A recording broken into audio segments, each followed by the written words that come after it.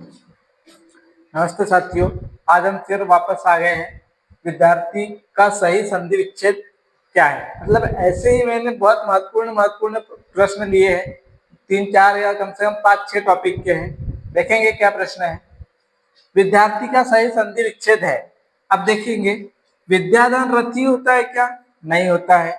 विद्याधन अर्थी होता है? हाँ, ये बी वाला सही हो जाएगा। विद्याधन अर्थी, अर्थी मतलब जो सीखने के लिए हो, है ना, जो मतलब सीखना चाहता हो उसको कहते हैं अर्थी, मतलब जो ग्रहण करना चाहता हो। तो जो विद्या ग्रहण करने की इच्छा रखता है उसको क्या बोलते हैं? विद्यार्थी। इसमें और यहाँ का मिलकर क्या हो गया? आ बन गया। मतलब कौन सी संधि है इसमें? दीर्घ स्वर संधि। विद्याधन अर्थी नहीं होता, विद्या होना चाहिए था यहाँ पे। यहाँ विद्या तो, लेकिन आर्थी नहीं होता है, अर्थी होता है। तो यहाँ पे क्या सही हो जाएगा? बी वाला सही हो जाएगा। अब अगला प्रश्न देखेंगे, सदैव का संधि विच्छेद करें। सदैव का संधि विच्छेद क्या होगा? सदा धन ए हो जाएगा। इसमें आपको डबल चोटी दिख रही है सदैव में, मतलब कौन सी संधि है ये? वृद्धि संधि है। तो कहा है सदा धन एव, सदे धन एव नहीं होगा, सदे धन वह भी नहीं होगा, सद धन एव भी नहीं, सदा धन एव, बी वाला सही हो जाएगा। अब अगला प्रश्न देखेंगे,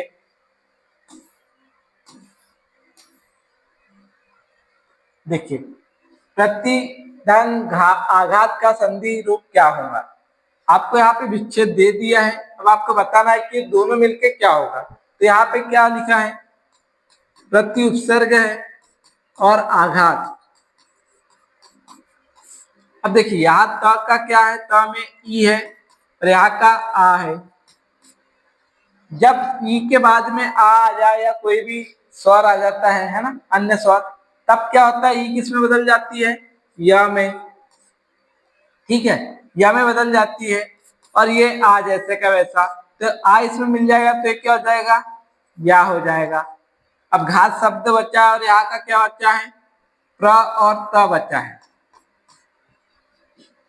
ये या और यहाँ का बचा है घात, तो ये क्या हो जाएगा? ये हो जाएगा प्र, तो इसके साथ लग जाएगा आधा, या जैसे का सर घात, ये शब्द बन जाएगा प्रत्याघात। तो कहाँ पे है प्रत्याघात? से पहला ही वाला सही हो जाएगा। प्रतिधन, ये प्रत्याघात नहीं होगा, ये भी नहीं होगा और ये भी नहीं होगा, शुद्ध क्या हो जाएगा? ये हो जाएगा। जब दोनों मिलेंगे तो इसका जो संधि रूप बनेगा वो क्या बनेगा? प्रत्याघात बनेगा। इसमें संधि कौन सी हो जाएंगी? यन संधि हो जाएगी। ये वाला ऑप्शन सही हो जाएगा। अब देखिए अगला प्रश्न, देखिए क्या है, निम्न में से कौन सा समरूपी शब्द कृपन और कृपान का सही अर्थ है? मतलब ये शब्द युग्म का प्रश्न है, आपसे पूछा है कृपन और कृपान।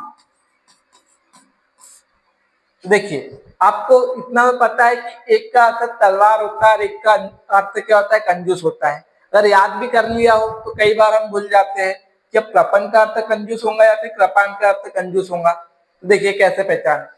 कृपान, ये क्या है? यहाँ पे आ की मात्रा दिख रही है, ठीक है, और यहाँ पे आ कम है ना, यहाँ अ है और यहाँ पे क्या है? आ है। तो जो कंजूस होता है उसके पास कैसा है? कम होना, कम चीजें मतलब जो दिखाए। तो कंजूस व्यक्ति है तो सब चीज छुपा के रखता है।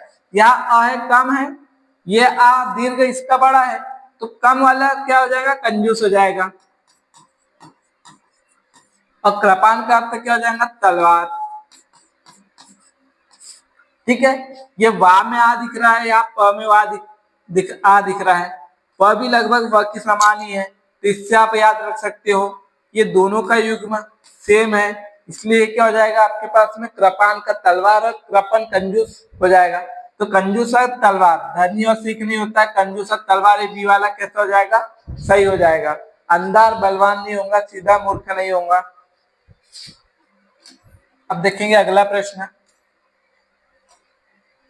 समरूपी शब्द असक्त और आसक्त का सही अर्थ बताना है आपको। आपने शब्द सुना होगा आसक्त, है ना, कि वह आसक्त हो गया, उस पर मोहित हो गया। आसक्त मतलब क्या होता है? मोहित हो जाना। ठीक है, असक्त, सक्त मतलब क्या होता है शक्ति, और अलज्ञा जो शक्तिहीन हो, जो शक्ति रहित हो। देखेंगे अभिमान प्रेम नहीं होगा, अश्रद्धा शक्तिहीन नहीं होगा, शक्तिहीन तो असक्त का होगा, तो शक्तिहीन और मोहित होना, ये सी वाला कैसे हो जाएगा, सही हो जाएगा। शक्तिमान नहीं होगा क्योंकि सक्त होता तो शक्तिमान होता है ना, और आसक्त का संपन्न नहीं होता है, मोहित होता है, तो सी वाला ऑप्शन हमारे पास में सही हो जाएगा। अब देखेंगे अगला प्रश्न,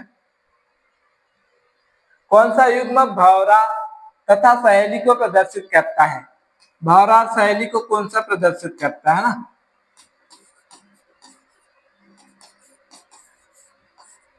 देखिए तो आपको मैंने बताया है अली और अली, है ना, दो अली होते हैं, एक में छोटा होता है और एक में बड़ा होता है, बड़ी। अगर आप भूल जाओ कभी, आपको ये कंफ्यूजन हो कि बड़ी वाला भौरा होगा या छोटी वाला, तो कैसे याद रखें। भौरा कैसा होता है, छोटा होता है। सहेली, अगर एक छोटी सी बच्ची भी है, अगर उसकी सहेली है, तो वो क्या होंगी, भौरे से तो बड़ी होंगी, तो जो बड़ी है वो क्या हो जाएंगी, बड़ी वाली है सहेली हो जाएंगी, और छोटी वाला क्या हो जाएगा, भौरा हो जाएगा। तो अली और अली देखेंगे कहाँ पे है, भ्रमर और भंवर होगा क्या, नहीं होगा। आदि, आदि नहीं होगा, ये आदि तो अलग चीज होती है, और ये आदि मतलब अभ्यस्त हो जाना होता है ना। ये इत्यादि वगैरह या प्रारंभ करना होता है, ये इसका क्या हो जाएगा, प्रारंभ हो जाएगा। और आदि मतलब किसी चीज की लत लगना, है ना, या अभ्यस्त हो जाना उसका। अली का अर्थ होगा भौरा नहीं होगा, है ना, ये तो सखी का होता है, ये हो जाएगा सही डी वाला। इस अली का अर्थ क्या होता है, भौरा, और सहेली का अर्थ क्या होता है, अली होता है, नहीं होगा यहाँ पे, है ना, ये अली हो जाएगा, बड़ी वाला हो जाएगा। अब देखिए क्या है, रंग फड़कना का भावार्थ क्या होता है ना। रंग फड़कना का भावार्थ क्या हो जाएगा, उत्साह भर जाना, रंगों में पीड़ा होना, कोई अपशकुन होना, या कुछ धन मिलना। तो देखिए इसका क्या हो जाएगा, उत्साह भर जाना, है ना। रंग फड़कना का अर्थ क्या होता है, उत्साह भर जाना होता है ना। रंगों में पीड़ा, अंगों, ये रंगों में पीड़ा होना नहीं होता है ना, ठीक है। देखिए आधा तीतर आधा बटेर का क्या भावार्थ होता है। आधा तीतर आधा बटेर, इससे हमको समझ आ रहा है कि आधा तीतर है और आधा बटेर है, मतलब अलग अलग चीजें है ना, मिश्रित नहीं है। बेमेल चीजों का सम्मिश्रण, बेमेल मतलब कि जो मेल नहीं खा रहे उसका मिश्रण, ठीक है। तो ये हमारे पास में पहला ही से हो जाएगा। आधी आधी चीजों को मिलाकर एक करना, ये नहीं, ये गलत है। धोखेबाज भी नहीं, कुछ करना कुछ दिखाना, ये भी नहीं, पहला ही सही होगा। बेमेल चीजों का सम्मिश्रण क्या कहलाता है, आधा तीतर और आधा बटेर।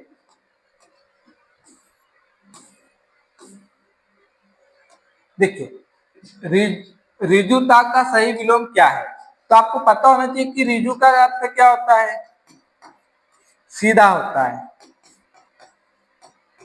और इसका विलोम क्या हो जाएगा, जो टेढ़ा हो तिरछा हो, है ना। तो टेढ़ापन, टेढ़ापन हो सकता है लेकिन उचित विलोम नहीं होगा, तो ये गलत कर देगी। वक्रता, वक्र का अर्थ होता है टेढ़ा, तो ये हो जाएगा हमारे पास में वक्रता। ये देखिए ता लगा है, ता लगा है ना। टेढ़ापन का विलोम क्या हो जाएगा, सीधापन हो जाएगा, ठीक है। बाकापन नहीं होगा, तिरछापन भी नहीं होगा, ठीक है। तो यहाँ पे बी वाला सही हो जाएगा। खंडन का विलोम निर्माण, समर्थन, मिलन, या फिर मंडन। खंडन मतलब टुकड़े होना, खंडित होना, तो उसका निर्माण हो सकता है, लेकिन उचित विलोम क्या हो जाएगा, मंडन हो जाएगा। तो डी कैसा हो जाएगा, सही हो जाएगा।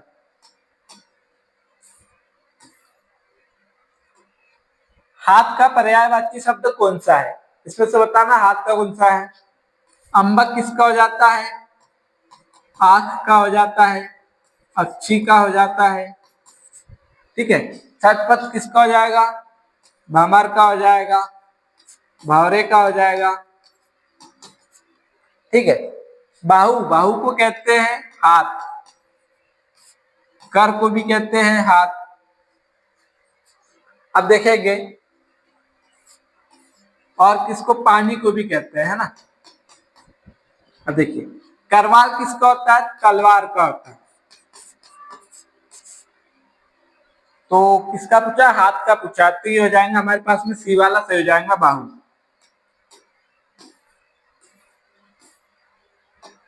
निम्नलिखित में से कौन सा शब्द सूर्य का पर्यायवाची नहीं है? सूर्य का पर्यायवाची कौन सा नहीं है ये बताना। प्रभाकर, विभाकर, दिनकर, दिनेश। तो देखिए दिनेश किससे बना है, दिन और इससे बना है। दिन का इस कौन है, सूर्य है, तो ये सूर्य इसका पर्यायवाची है। दिनकर जो दिन में किरणें दे मतलब सूर्य, ये भी है। प्रभाकर है ना, भा मतलब क्या होता है, चमक होता है। अब प्र उपसर्ग लग गया, जो किरणें देता है ना, जो क्या कहता है, प्रकाशित करता है, उसको कहते हैं प्रभाकर, तो ये सूर्य का पर्यायवाची है। और विभाकर क्या हो जाएगा, विभा मतलब क्या होता है, रात्रि होता है। और जो रात्रि में किरणें दे उसको क्या कहते हैं, तो उसको हम कहते हैं चंद्रमा कहते हैं। तो चंद्रमा का पर्यायवाची है। तो बी वाला ऑप्शन कैसे हो जाएगा, सही हो जाएगा। अब अगला प्रश्न देखेंगे। देखिए अगला प्रश्न क्या है, निम्नलिखित में से कौन सा शब्द सरस्वती का पर्यायवाची नहीं है? इसमें आपको क्या याद रखना है, हमने ये तो देख लिया, लेकिन पूरा प्रश्न पढ़ के आपको यहाँ पे ध्यान देना है कि नहीं पूछा है। अगर आपने नहीं पे ध्यान नहीं दिया तो आप गलत कर सकते हो। तो सरस्वती का पर्यायवाची क्या होता है, वीणा पाणी होता है। पाणी मतलब हाथ, वीणा, जिसके हाथों में वीणा हो उसको क्या कहते हैं, सरस्वती कहते हैं। महाश्वेता क्यों कहा जाता है, क्योंकि जो सरस्वती जी है वो सफेद साड़ी पहनती है ना, तो इसलिए उसको क्या कहा जाता है, महाश्वेता कहा जाता है। लेकिन जो पद्मा है ये किसका पर्यायवाची होता है, ये लक्ष्मी जी का पर्यायवाची होता है। तो सी वाला कैसा हो जाएगा, सही हो जाएगा। और भारती भी किसको कहते हैं, सरस्वती जी को कहते हैं। तो यहाँ पे सी सही हो जाएगा। अब अगला प्रश्न देखेंगे। देखिए किस समास का उत्तर पद प्रधान होता है? अब आपको ये पता होना चाहिए कि उत्तर पद क्या होता है, पूर्व पद क्या होता है। तो समास में दो पद होते हैं। पहला पद जो होता है उसको क्या कहते हैं, पूर्व पद कहते हैं। और जो दूसरा पद होता है उसको क्या कहते हैं, उत्तर पद कहते हैं। तो किसमें पहला पद प्रधान होता है, पहला पद होता है अव्यय भाव में प्रधान होता है। और दूसरा पद किसमें होता है, तत्पुरुष में। तत्पुरुष समास में दूसरा पद प्रधान होता है। और तत्पुरुष समास की ये द्विगु समास और कर्मधारा समास, ये तत्पुरुष समास की क्या है, भेद है। मतलब कि कर्मधारा है द्विगु और तत्पुरुष और उपयुक्त सभी का। तो यहाँ पे डी वाला हम सही कर देंगे। अगर मान लो यहाँ पे इसके जगह पे ऑप्शन आपको दे देता कर्मधारा है तो है ना, बहुब्री समास दे देता, तब आप मुख्य रूप से किसको सही करते, ग वाले को सही कर देते। फिर तत्पुरुष समास मेन होता है और फिर उसके उपभेद होते हैं कर्मधारा और द्विगु समास। तो यहाँ पे क्या होगा, अगर से या दूसरा ऑप्शन होता तब तत्पुरुष होता, लेकिन इस ऑप्शन के अकॉर्डिंग क्या हो जाएगा, यहाँ पे घ वाला सही हो जाएगा। अब अगला प्रश्न हम देखेंगे। देखिए क्या है, गुण दोष में कौन सा समास है? अब गुण और दोष है ना, तो ये हो जाएगा गुण या दोष। यहाँ पे दोनों ही पद कैसे है, प्रधान है, तो ये क्या हो जाएगा, द्वंद्व समास हो जाएगा। तत्पुरुष समास में होगा क्या होगा, द्वंद्व समास हो जाएगा। बी वाला सही हो जाएगा। अब अगला प्रश्न देखेंगे।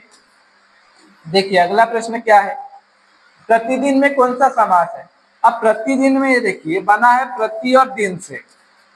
अब जिसमें पहला पद उपसर्ग या फिर अव्यय है वो क्या कहलाता है, अव्ययी भाव समास कहलाता है। तो इसमें क्या हो जाएगा, अव्ययी भाव समास। तत्पुरुष नहीं होगा, कर्मधारा नहीं होगा, ये अव्ययी भाव मतलब ग वाला कैसे हो जाएगा, सही हो जाएगा, द्विगु समास नहीं होगा। अब देखेंगे अगला प्रश्न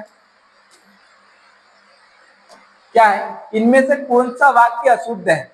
इसमें बताना चारों में से कोई एक वाक्य अशुद्ध है। हर एक खिलाड़ी मैदान में पहुंच गए। अब देखिए आपने हर के साथ में क्या लगा दिया, एक लगा दिया, तो आप क्या बोलोगे, हर एक खिलाड़ी मैदान में पहुंच गया। यहाँ गए नहीं आएगा, जब आपने एक लगा दिया तो यहाँ क्या आएगा, गया आना चाहिए। तो यहाँ पे अशुद्धि है, मतलब पहले ही वाक्य कैसा है, अशुद्ध। तो आंसर हमारा कवाला सही हो जाएगा। बाकी हम देखें, सड़क पर बहुत भीड़ है, ये सही वाक्य है।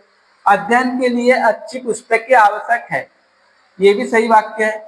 साहित्य और संस्कृति का गहरा संबंध है, ये भी सही वाक्य है।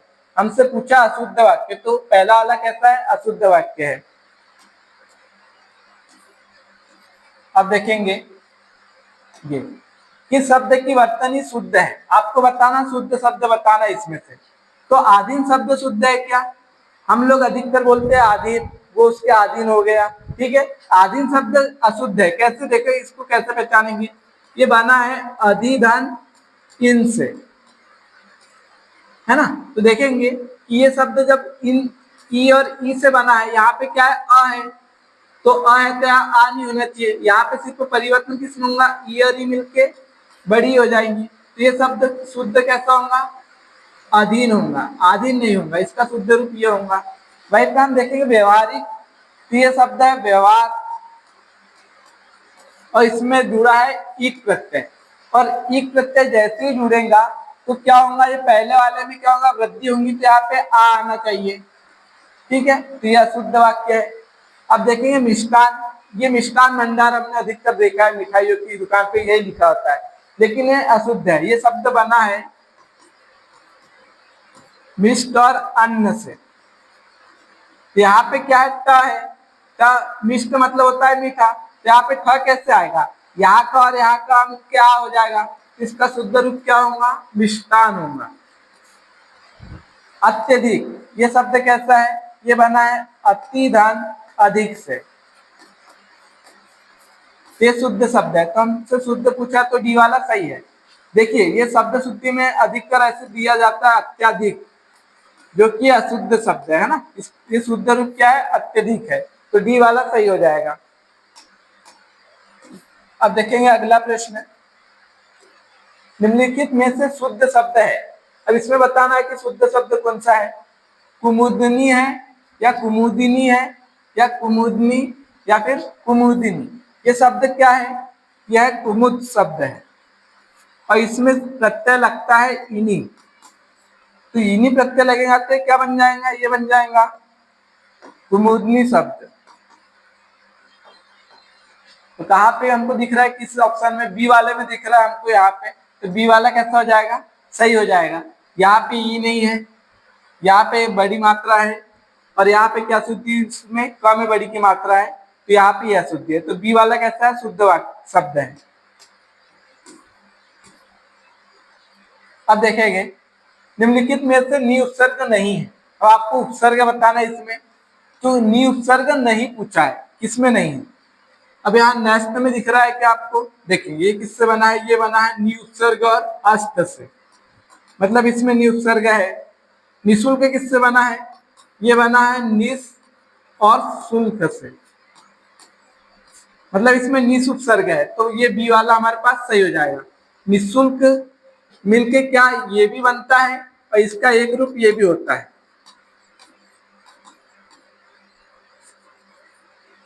इस प्रकार से भी लिख सकते हैं, तो ये बी वाला सही हो जाएगा। नियम में हम देखेंगे नी और यम, है ना। इसको आप ये गलती ना करें कि इसको मूल शब्द समझ ले। यम का अर्थ क्या होता है? आचरण होता है, व्यवहार होता है ना। या फिर एक प्रकार से हम कह सकते हैं कि इसका अर्थ हो सकता है नियम। देखिए इसमें नी उपसर्ग है ना। इसको एक मूल शब्द नहीं मानना है आपको, इसमें क्या है? एक संबंधित कार्य से जुड़ा हुआ है, इसलिए नी जैसे ही लगता है तो विशेष कार्य से जुड़ा, मतलब कि नियम बन जाता है ये। नैदानिक में देखेंगे तो ये शब्द क्या है? नी उपसर्ग है, फिर दान शब्द है, और फिर ईक प्रत्यय है। ये बन जाता है निदान, और निदान में ईक प्रत्यय लगने से नी किस में बदल जाता है? नए में। तो यहाँ पे नी उपसर्ग है, तो किसमें नहीं है? तो ये बी वाले में नहीं है, तो बी सही हो जाएगा यहाँ पे। ये लास्ट प्रश्न है हमारे पास में।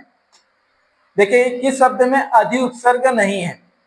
देखेंगे इसमें आपको दिख रहा है क्या अधि? नहीं, लेकिन इसमें है। देखिए कैसा? अधिधन अध्याय, ठीक है। अधिधन अध्याय से बना है, तो ये क्या बन जाएगा? नहीं, अधिधन अध्याय से नहीं है। देखिए ये शब्द बना है अधिधन आय से, इसमें अधि उपसर्ग है, तो यहाँ पे क्या हो जाएगा? ये तो सही नहीं होगा। अध्यापक में यह अधि धन आ और धन पक, मूल शब्द क्या है? पक। पक मतलब परिपक्व करना, है ना। आ लग जाता तो आपक, और अधि लग जाता तो अध्यापक हो जाता है। जो छात्रों को क्या करता है, परिपक्व करता है, उसको क्या कहते हैं, अध्यापक कहते हैं। अब आधिकारिक में देखेंगे तो ये शब्द बना है अधिकार और एक प्रत्यय से, ठीक है। और इसमें भी एक किससे बना है, ये बना है अधि और कार से। तो इसमें कार मूल शब्द है और अधि उपसर्ग है, तो सी वाला भी सही नहीं होगा। अब ये शब्द है आदिग्रस्त, तो ये बना है आदि और ग्रस्त से, तो इसमें संयोग है। ये आदि शब्द है, इसको मानसिक पीड़ा बोलते हैं आदिग्रस्त को। तो आदिग्रस्त में क्या अधि उपसर्ग नहीं है, तो डी वाला कैसा हो जाएगा, सही हो जाएगा। तो इस प्रकार से हमारी प्रश्नावली समाप्त होती है। धन्यवाद।